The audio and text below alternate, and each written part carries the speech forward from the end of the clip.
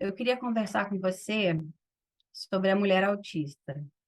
Muito diferente do estereótipo do que muitas pessoas imaginam, onde o autista é uma criança, apenas, uma criança branca que tem algumas estereotipias. O autismo ele é um espectro que não tem cara, não tem cor e não tem gênero. O que quer dizer? Que mulheres também são autistas. Eu sou uma mulher autista, de 36 anos, sou psicóloga. Tive meu diagnóstico recebido tardiamente, o que fez muito sentido no meu histórico. Na infância, diferentemente dos meninos, a menina autista, ela apresenta características um pouco diferentes. Ela, na grande maioria das vezes, é muito obediente.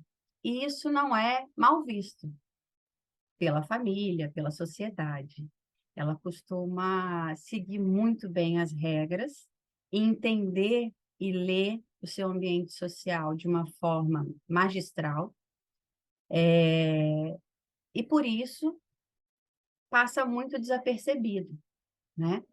Quando não existe, obviamente, outras comorbidades como uma deficiência intelectual, uma síndrome de Down ou algo muito marcante que impacta o desenvolvimento neurocognitivo da criança, e principalmente quando existem altas habilidades e superdotação, desde a infância, essa mulher, ela passa desapercebida enquanto autista.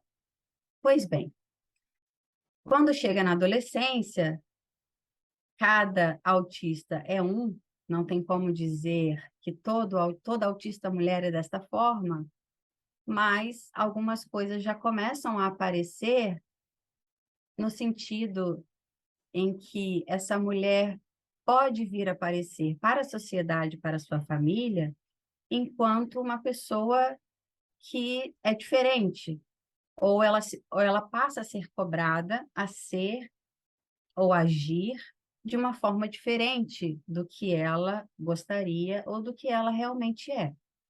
Então, é muito comum que mulheres autistas já cheguem na fase adulta com o que é chamado de mascaramento. O que é isso?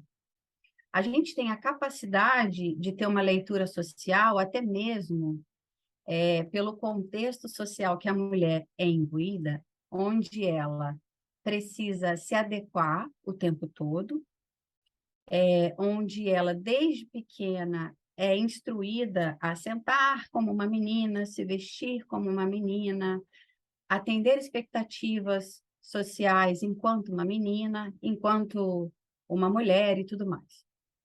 Então, mulheres autistas que chegam na fase adulta sem o seu diagnóstico, muitas das vezes têm essa capacidade de se adequar àquilo que o ambiente mostra para ela que é aceitável. E o que ela faz? Ela molda o seu comportamento de maneira a ser aceitável, tá? E a gente chama isso no consultório, na clínica, de mascaramento. Então, enquanto profissionais de saúde, é importante que saibamos, é importante que você, mulher que está me ouvindo, que você saiba que muitas das vezes é necessário a gente desconstruir ou compreender quais foram esses mascaramentos, quais foram esses personagens que as mulheres foram construindo no decorrer da sua vida para se adequar, né, para sobreviver, para poder serem aceitas, serem bem-sucedidas, terem as suas vidas bem desenvolvidas até então. E o diagnóstico tardio em mulheres, ele exige muito mais sutileza, ele exige muito mais uma delicadeza e uma atenção aos detalhes.